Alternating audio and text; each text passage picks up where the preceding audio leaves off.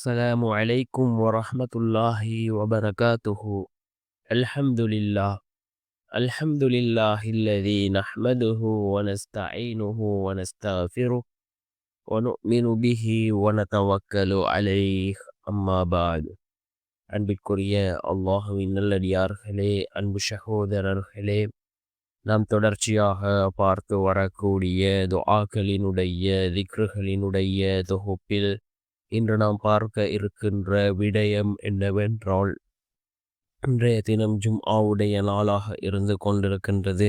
ஜும்ஆவுடைய நாள் அசருடைய தொழுகையை தொழுதுவிட்டு அதே இடத்தில் அமர்ந்தவர்களாக யாரிடமும் பேசாமல் யார் இந்த சலவாத்தை ஓதுகிறாரோ அல்லாஹ் ஜல்ல சுப்ஹானஹு வ தஆலா 80 வருடங்களினுடைய பாவங்களை அல்லாஹ் மன்னிக்கின்றான். 80 வருடங்கள் அல்லாஹ் நன்மை செய்த கூலியை வழங்குகின்றான். அந்த அளவுக்கு சிறந்த அற்புதமான ஒரு சலவாத்தை தான் நாம் இன்றைய வீடியோவில் பார்க்க இருக்கின்றோம்.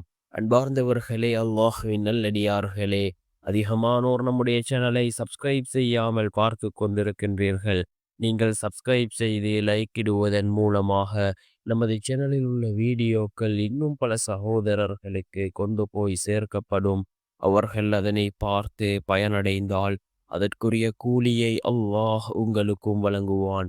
அன்பார்ந்தவர்களே, அல்லாஹுவின் நல்லடியார்களே, இந்த ஜும்ஆவுடைய நாளின் சிறப்பை பற்றி ஏராளமான ஹதீஸ்களின் ஊடாக ரசூலுல்லாஹி ஸல்லல்லாஹு அலைஹி வஸல்லம் அவர்கள் நமக்கு அறிவிப்பு செய்திருக்கிறார்கள். அதாவது, சூரியன் உதிக்கக்கூடிய நாட்களிலே சிறந்த நாள் ஜும்ஆவுடைய நாள் என்பதாக அல்லாஹ்வினுடைய தூதர் ஸல்லல்லாஹு அலைஹி வஸல்லம் அவர்கள் கூறினார்கள். அதே போன்று இந்த ஜும்ஆவுடைய நாளில் ஒரு நேரம் இருக்கின்றது. அந்த நேரத்தில் நாம் கேட்கக்கூடிய துஆக்கள் அனைத்தும் அல்லாஹ்விடத்திலே கபூலாகும் என்று கூறினார்கள் அருமை நாயகம் ஸல்லல்லாஹு அலைஹி வஸல்லம் அவர்கள். அது எந்த நேரம் என்பது பற்றி இமாம்களுக்கிடையே பல கருத்து வேறுபாடுகள் இருந்தாலும் அதிகமான இமாம்களினுடைய கருத்து என்னவென்றால், அசருக்கு பின்னால் உள்ள நேரம், அசருக்கும் மகரிபுக்கும் இடைப்பட்ட ஒரு நாளினுடைய இறுதி நேரம். இந்த நேரத்தை தான் ரசூலுல்லாஹி ஸல்லல்லாஹு அலைஹி வஸல்லம் அவர்கள் கூறினார்கள் என்று அதிகமான இமாம்கள் குறிப்பிடுகிறார்கள். இந்த நேரத்தில் நாம் அல்லாஹ்விடம் பிரார்த்தனை செய்தால் நிச்சயமாக அல்லாஹ் ஜல்ல சுப்ஹானஹு வ தஆலா நம்முடைய பிரார்த்தனைகளுக்கான பதிலை அல்லாஹ் வழங்குவான். நம்முடைய எல்லா காரியங்களையும் அல்லாஹ் சீராக்கி தருவான். மிகவும் சிறந்த ஒரு நேரம் இந்த அசருக்கு பின்னால் உள்ள நேரம்.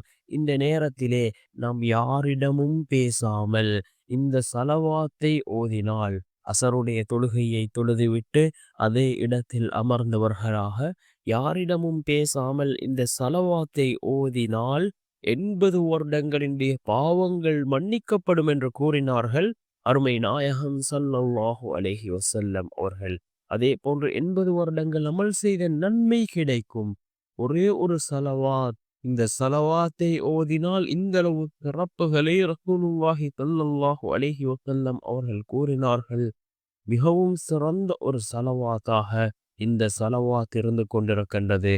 அல்லாஹும்ம ஸல்லி அலா முஹம்மதின் நபியில் உம்மியி வ அலா ஆலிஹி வ ஸஹ்பிஹி வ ஸல்லிம் தஸ்லீமா. அல்லாஹும்ம ஸல்லி அலா முஹம்மதின் நபியில் உம்மியி வ அலா ஆலிஹி வ ஸஹ்பிஹி வ ஸல்லிம் தஸ்லீமா என்று வரக்கூடிய மிகவும் சிறந்த ஒரு சலவாத். இதனை ஓதுவதன் மூலமாக இந்த அளவு சிறப்புகள் நமக்கு கிடைக்கின்றது. இந்த சலவாத்தை நாம் ஓதினால் 80 வருடங்களுடைய பாவங்களை அல்லாஹ் மன்னிக்கின்றான். அதே போன்று 80 வருடங்கள் அமல் செய்த நன்மையை அல்லாஹ் நமக்கு வழங்குகின்றான். ஒரே ஒரு சலவாத் அதிகமாக ஓதுவோம். சலவாத்துக்களின் சிறப்பை பற்றி ரசூலுல்லாஹி ஸல்லல்லாஹு அலைஹி வஸல்லம் அவர்கள் கூறினார்கள், யார் ஒரு தடவை சலவாத் கூறுகிறாரோ அல்லாஹ் ஜல்ல சுப்ஹானஹு வ தஆலா அவர் மீது 10 தடவை அருள் செய்வதாக அல்லாஹ்வின் தூதர் ஸல்லல்லாஹு அலைஹி வஸல்லம் அவர்கள் கூறினார்கள். நாம் ஒரு தடவை சலவாத் கூறினால் அல்லாஹ் 10 தடவை நம் மீது அருள் செய்கின்றான். நாம் எந்த அளவுக்கு அதிகமாக ஸலவாத்துக்களை கூறுகின்றோமோ, அந்த அளவுக்கு அல்லாஹ் நம் மீது அருள் செய்கின்றான். அல்லாஹ் தன்னுடைய குர்ஆனிலே குறிப்பிடுகின்றான். நானும் என்னுடைய மலக்குமார்களும் ரசூலுல்லாஹி ஸல்லல்லாஹு அலைஹி வஸல்லம் அவர்கள் மீது ஸலவாத் கூறுகின்றோம். மனிதர்களே, நீங்களும் ரசூலுல்லாஹி ஸல்லல்லாஹு அலைஹி வஸல்லம் அவர்கள் மீது ஸலவாத்தும் ஸலாமும் கூறுங்கள் என்று அல்லாஹ் தன்னுடைய குர்ஆனிலே குறிப்பிடுகின்றான். அன்பார்ந்தவர்களே, அல்லாஹுவின் நல்லடியார்களே, மிகவும் சிறந்த ஒன்று நாம் ரசூலுல்லாஹி ஸல்லல்லாஹு அலைஹி வஸல்லம் அவர்கள் மீது ஸலவாத் கூறுவது. ஒரு ஹதீஸ் இடம்பெறுகின்றதே, நாம் கூறக்கூடிய ஸலவாத்துக்கள் ரசூலுல்லாஹி ஸல்லல்லாஹு அலைஹி வஸல்லம் அவர்களுக்கு எடுத்து காண்பிக்கப்படுவதாக ஒரு ஹதீஸ் இடம்பெறுகின்றதே. அன்பார்ந்தவர்களே, அல்லாஹ்வின் நல்லடியார்களே, நபியவர்களின் ஷஃபாஅத் வேண்டுமா, நபியவர்களின் முஹப்பத் வேண்டுமா, அதிகமாக நாம் நபியவர்கள் மீது ஸலவாத்துக்களை கூறுவோம். அவர்களுடைய பெயர்களை கேட்டால் நாம் பதில் ஸலவாத் கூறுவோம். அன்பார்ந்த சகோதரர்களே, அல்லாஹ்வின் நல்லடியார்களே, அதே போன்ற ஒரு முக்கியமான அமல்தான் இஸ்திக்ஃபார் செய்வது. இஸ்திக்ஃபார் செய்வது, நாம் எந்த அளவுக்கு அதிகமாக இஸ்திக்ஃபார் செய்கின்றோமோ, அந்த அளவுக்கு அல்லாஹ் ஜல்ல சுப்ஹானஹு வ தஆலா நம்முடைய வாழ்க்கையில் உள்ள பாவங்களை மன்னிக்கின்றான். அதே போன்ற கவலைகள், கஷ்டங்களை அல்லாஹ் நீக்குகின்றான். இஸ்திக்ஃபாரின் மூலமாக நம்முடைய வாழ்க்கையில் உள்ள கவலைகள், கஷ்டங்களை அல்லாஹ் நீக்குகின்றான். நம்முடைய வாழ்க்கையில் ஏராளமான பிரச்சனைகள் இருக்கலாம். நாம் இஸ்திக்ஃபார் செய்தால் அல்லாஹ் அந்த பிரச்சனைகள் அனைத்தையும் அல்லாஹ் நீக்குவான். ஒரு இமாமிடத்திலே ஒரு மனிதர் வருகிறார்.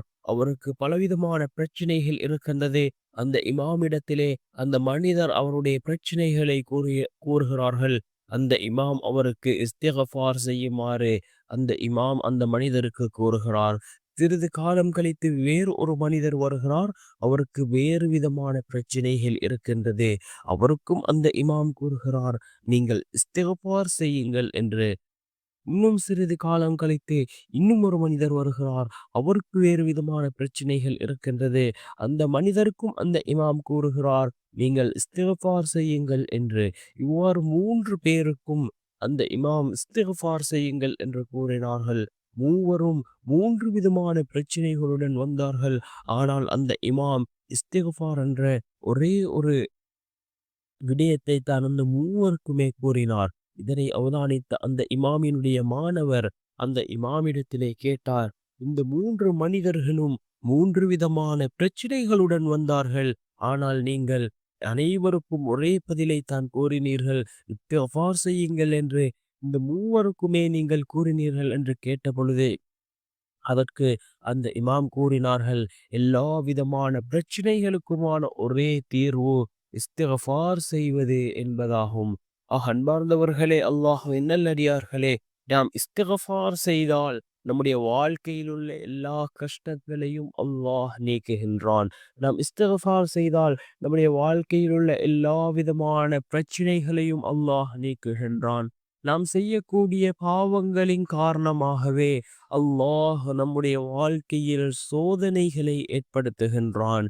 நாம் சோதனைகளின் போது பொறுமையோடு, தொழுகையோடு நாம் அந்த சோதனைகளை கடந்தால், நாம் பாவ மன்னிப்பு தேடினால் அல்லாஹ் அந்த சோதனைகளில் நமக்கு வெற்றியை தருவான். வல்ல நாயன் நம் அனைவரையும்